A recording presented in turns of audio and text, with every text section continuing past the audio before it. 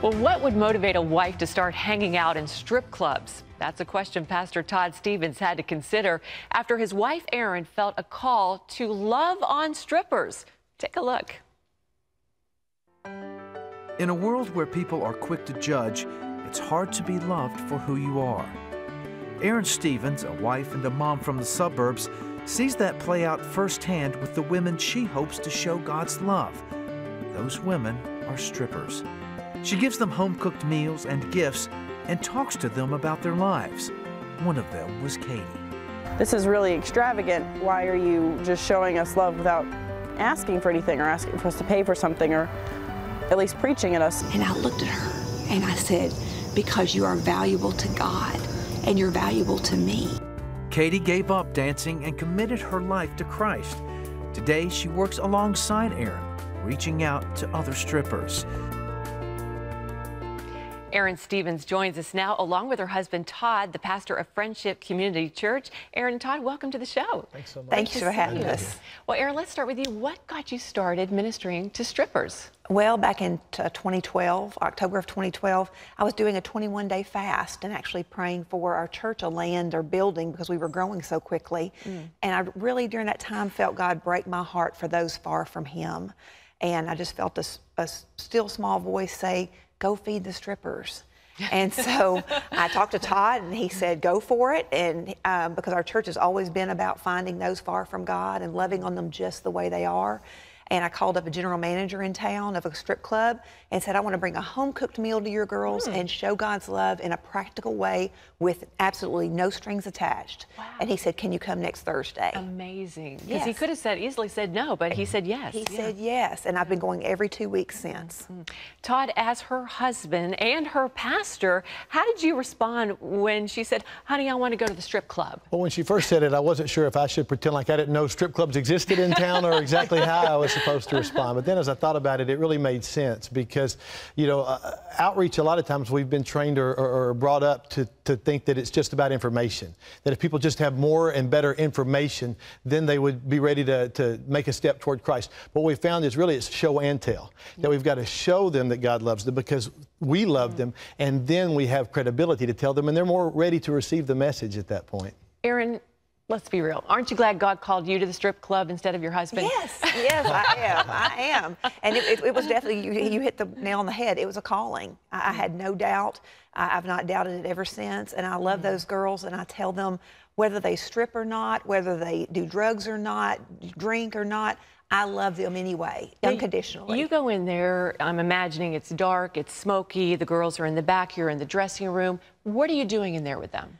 I am just living life with them. I'm talking about their kids. I'm talking about the schoolwork that they've got to do the next day, all kinds of things. And I never take a Bible or a gospel tract, but they trust me. I've built that trust, and I give them my card that has my home phone number on it and my email address.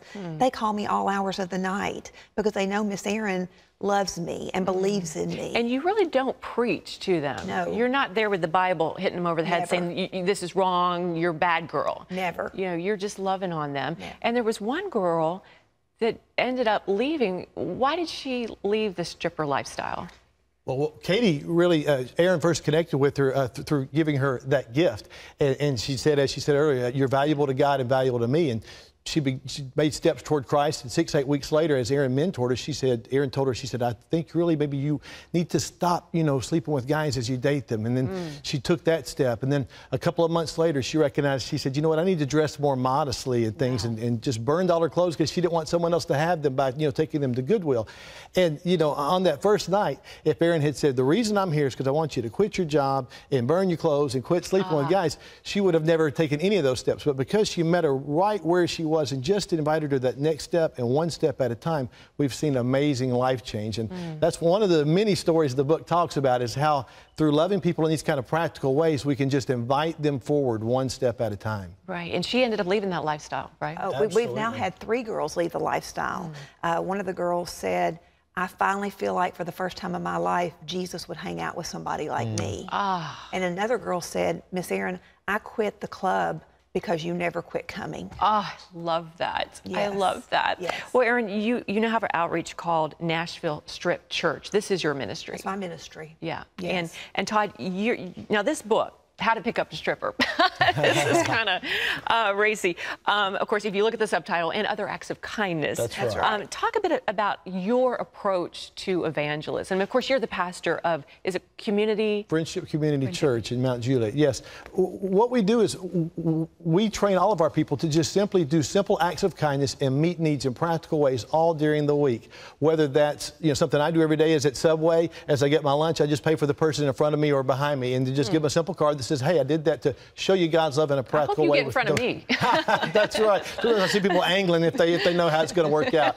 But just doing little things like that to just reach out to people because they've heard about God's love. Just most of them haven't seen it lived out. And so they're just one or two acts of kindness away oftentimes from taking that next step forward. Now, I understand at your church, you have a lot of people from the street, a lot of strippers, homosexuals, even Muslims are visiting your church. What's up? That's right. Well, we like hanging out with those kind of people because Jesus hung out with those kinds of people. And when it was confrontational when he did it as well, controversial.